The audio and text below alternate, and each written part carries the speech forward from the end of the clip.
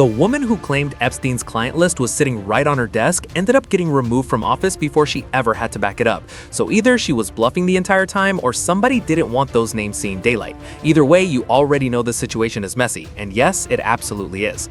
But here's the part that really matters. There are two completely different ways to interpret what just happened, and depending on which version is true, it changes the whole story. The first possibility is that Bondi actually had something real. She had names, legit names tied to Epstein's entire circle.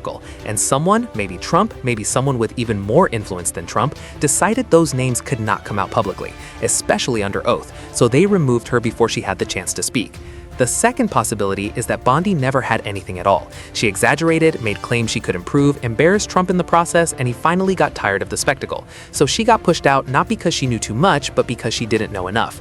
By the time this video ends, you'll have everything you need to decide which side you believe. And Joe Rogan, he had already chosen his side months before any of this even happened. We'll get into that in a second. But before we break it all down, let's make sure everyone is caught up, because there are a lot of names involved and a lot of moving pieces. So if you don't know who Pam is, Pam Bondi is the former Attorney General of Florida. She's been around Trump's circle for years. And when Trump needed a new Attorney General for his second term, she wasn't even his first pick. He wanted Matt Gaetz, but Gaetz had way too much baggage, and that plan fell apart fast. So Bondi stepped in as the backup option. She came in already knowing Trump didn't truly want her, and according to sources close to the White House, she spent most of her time trying to prove her loyalty, including reportedly putting a banner with Trump's face on the outside of the Department of Justice building.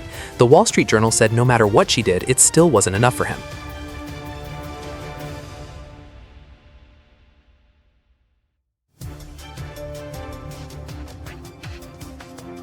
Now, Jeffrey Epstein.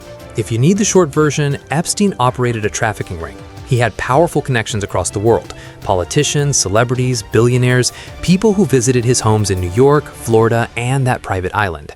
He was arrested in 2019 and died in custody. After he died, the biggest question became, who are the names? Who visited, who knew, who was involved? Congress later passed the Epstein Files Transparency Act. It gave the DOJ 30 days to release every document they had, all of it. Bondi's job was to manage that release. She had millions of pages, and the whole country was watching. That's when things started going sideways. The client list that never existed. So here's where Bondi made her first major mistake, or her first major lie, depending on how you see it. Early in her time as Attorney General, she went on Fox News and said on camera in front of everyone that Epstein's client list was sitting on her desk, and she was reviewing it. That single sentence sent the internet into chaos. People went crazy. Because a real client list would mean names, powerful names, the kind of names that could end careers, ruin reputations, and blow up political empires overnight. Everyone waited. Weeks passed, then months. Then in February 2025, Bondi invited a group of MAGA influencers into the White House. She handed them binders and told them this was the first phase of the Epstein Files release. Some of those influencers walked out looking confused because the binders barely had anything in them. Documents that were already public, already printed, already seen. Nothing new.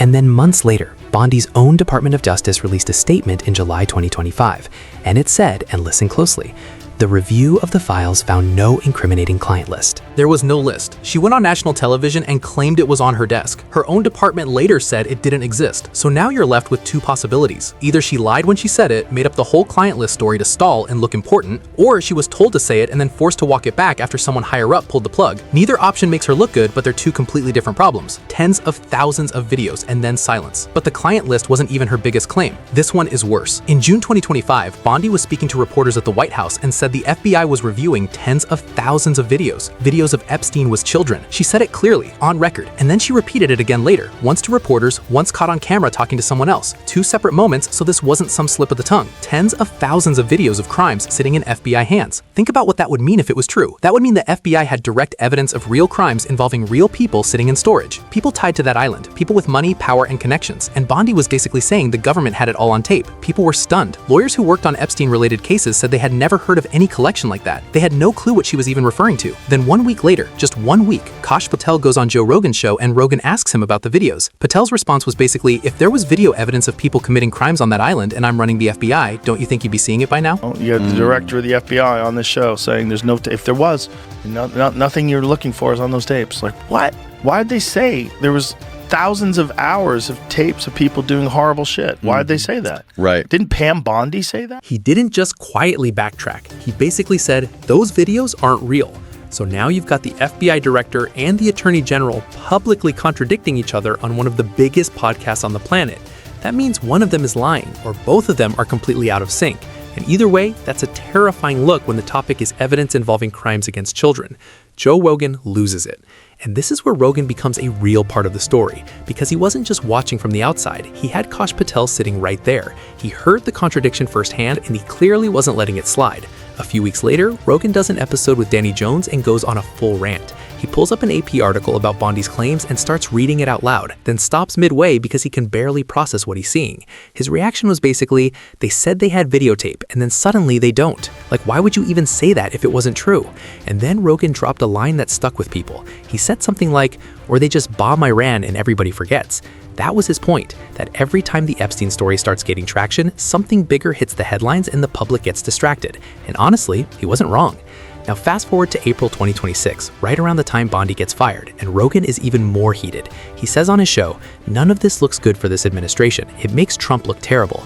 And why that matters is because Rogan isn't some anti-Trump Democrat voice. He supported Trump. He had Trump on his platform. So when Rogan starts calling something out, that's not partisan politics. That's Trump's own base starting to feel played. The influencers, the podcasters, the online MAGA crowd, the exact people who helped build that movement were frustrated too, and Bondi became the face of all that anger. She made the promises and she kept failing to deliver. Congress drags her in, then she gets fired, and the timeline is where things start looking uncomfortable. On March 17, 2026, the House Oversight Committee issued a subpoena requiring Pam Bondi to appear for a deposition on April 14th and answer questions about the Epstein files under oath. 2 days later, March 19th, Bondi agreed to meet with the committee voluntarily behind closed doors. No cameras, no transcript. And when Democrats walked out of that meeting, they claimed she wouldn't commit to answering basic questions and wouldn't promise full compliance. And that wasn't even her first run-in with Congress. Back in February, she sat in front of lawmakers for 5 hours. 5 hours of pressure. She refused to discuss Trump's connections to Epstein, wouldn't acknowledge victims by name, and when Republican Representative Massey blamed her for the disaster, she snapped back and called him a failed politician suffering from Trump derangement syndrome. So now you've got the subpoena still active. April 14th, locked in. And then on April 2nd, just 12 days before she was supposed to testify under oath, Trump fires her. That is extremely close to the deposition date. And here's the thing, the subpoena didn't magically disappear. Republican Representative Nancy Mace immediately told Axios after the firing, my subpoena still stands. Lawmakers said they could still force Bondi to testify as a private citizen. So the question isn't whether she'll have to answer eventually, she probably will. The real question is, why fire her right then? Why not wait until after the deposition? Unless the deposition itself was the problem. Why Trump actually fired her? Now let's talk about the official reasons floating around, because there are multiple narratives coming out of Trump's circle. Sources say his frustration had 2 different tracks. Track 1 was the Epstein disaster, the missed deadline for the 30-day file release, the millions of pages dumped with massive redactions, and the binders that ended up being a joke. Both Republicans and Democrats were furious about that. Then you had the client list claim and the video claim. Each one made Trump look like he was hiding something, even if the reality was that Bondi was talking too much and creating chaos. Track 2 was more political. Trump wanted his enemies prosecuted fast. He wanted charges, he wanted arrests, he wanted action. And Bondi moved too slow for him. He even posted on Truth Social that he was tired of all talk and no action. It got so bad that when the DOJ tried to push a case against Jerome Powell, the head of the Federal Reserve, their own attorney stood up in court and admitted there was no real evidence of a crime. In open court, the DOJ basically said they had nothing. That's embarrassing. So Bondi was stuck in the middle. Too slow for Trump, too protective of powerful people for the public. She couldn't satisfy anyone, and she became the scapegoat.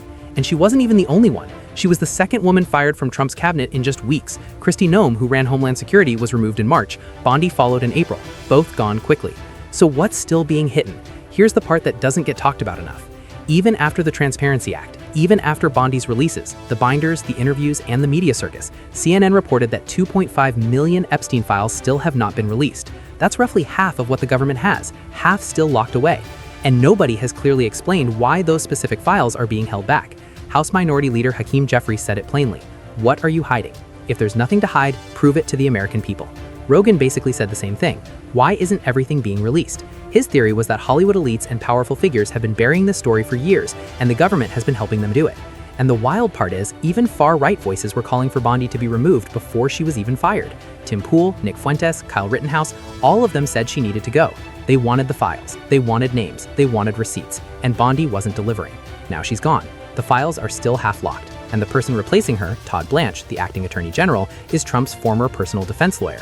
The same guy who spent years protecting Trump is now running the Justice Department. So now let's circle back to the two theories, because now you've got more context. If you believe theory A, that Bondi actually had names and was about to expose them, then the timing makes sense. She was days away from sworn testimony. The files are still locked. She got replaced by Trump's personal lawyer. Every piece fits. But if you believe theory B, that she never had anything and was just incompetent and reckless, the firing still makes sense too. She embarrassed Trump. She damaged his credibility with his own base. She made Rogan turn on him publicly. She lost control of the narrative from day one. Both theories explain why she got fired, but only one explains why 2.5 million files are still locked away. So now I want to know what you think.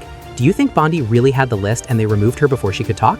Or do you think she was making things up the whole time and Trump finally got tired of the circus? Drop your thoughts in the comments. I'll see you in the next one.